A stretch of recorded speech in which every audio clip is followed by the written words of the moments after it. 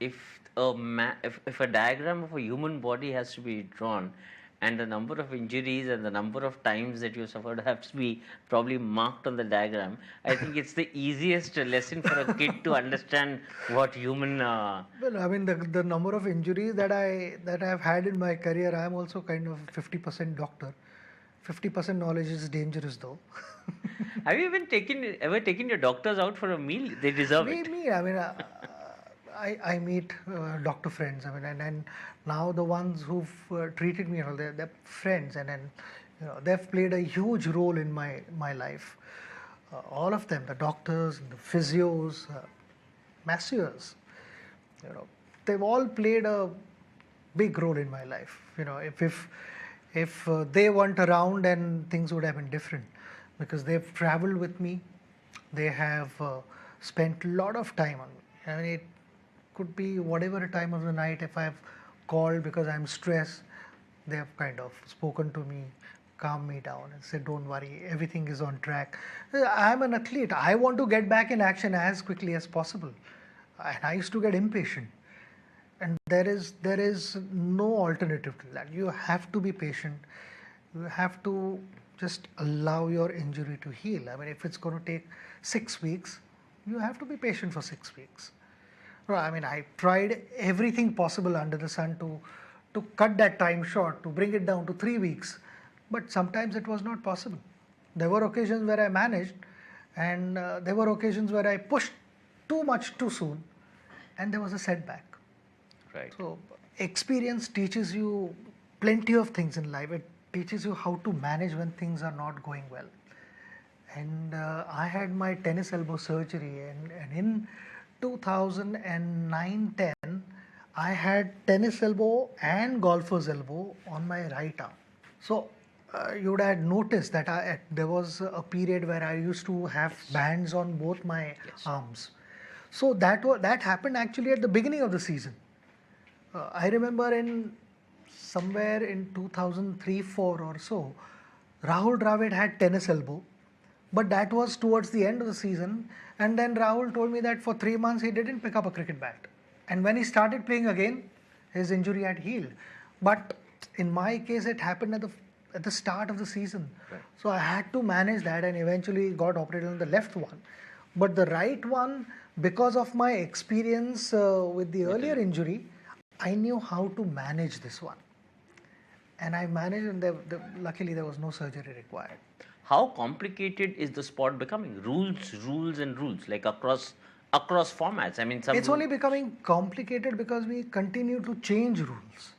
If we have a set of rules and we kind of stick to those rules, if they're working well, then it won't be that complicating. But to be fair, we also have 3 different formats.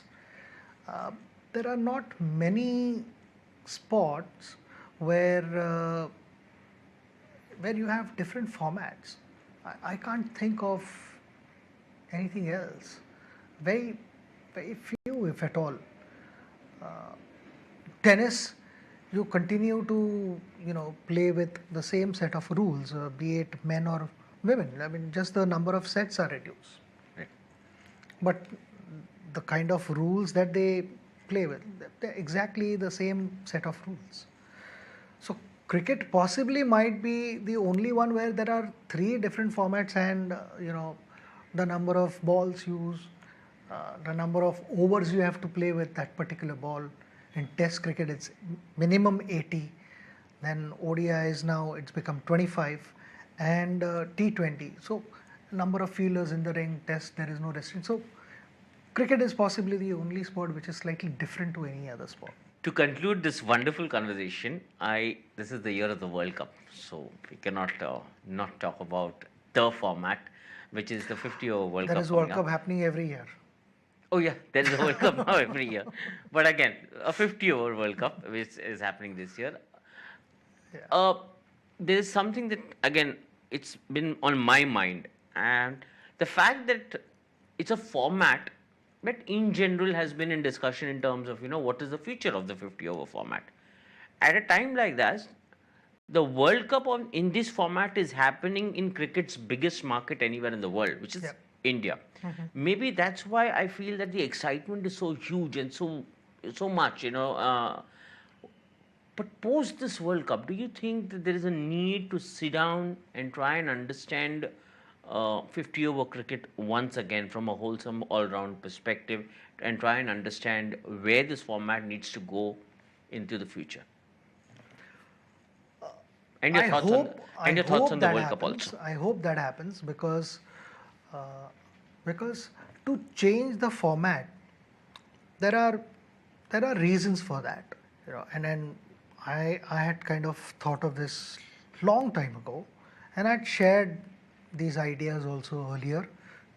I felt that a coin cannot decide the destiny of that game, because just because you've lost the toss, you cannot be bowling second when there are dewy conditions. Bowlers cannot grip the ball, and side batting second, unless they bat terribly, they will not lose. They have to just go and play normal cricket because the conditions are in their favor. Ball is not going to swing after maybe first 6-7 overs or 4-5 overs literally. Once the ball gets wet, it's not going to swing, neither will it turn.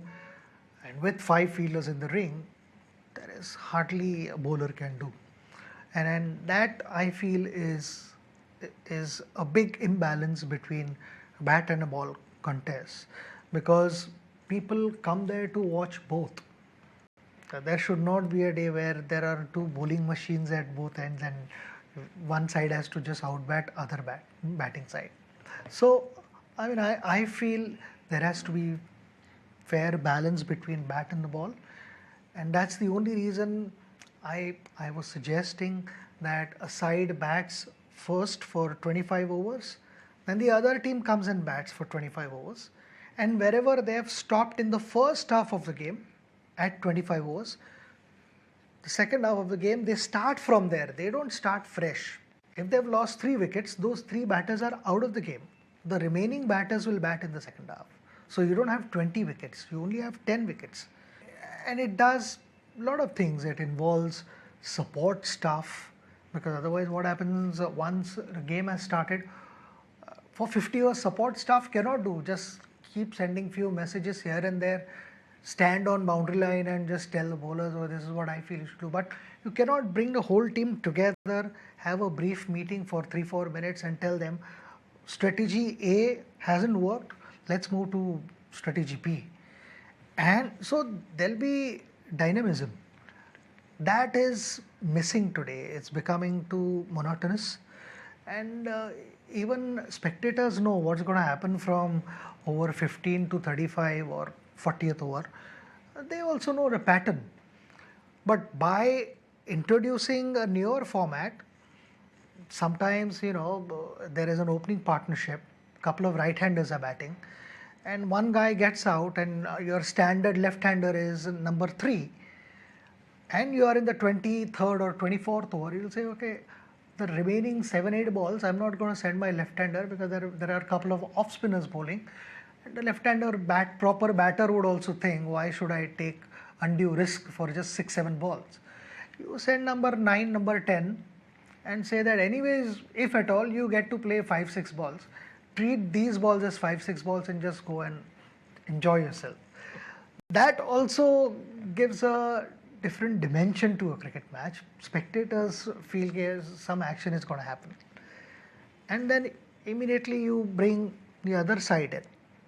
So there are changes, but what it does is, if it's a rain interrupted game, then you would have had played first 25 overs, and you would have played those 25 overs differently, knowing that second half of the game there might be a rain. So if there is rain round the corner, you adapt different approach. Right. So a lot of strategies will come into play. I think I have an idea already. I think the patrons of the game need to gather in Bandra once every couple of months to just listen to you ideate and speak what goes on inside that brilliant mind of yours. Thank you so much, Sachin, for taking the time out and doing this lovely interview with us. Absolute pleasure. much as I can, I need to stop it. I would have loved this conversation to keep going on, but while it can't, we wish Sachin Tendulkar a very, very happy 50th birthday, and I hope you enjoy this lovely conversation. Thank you. Thank you.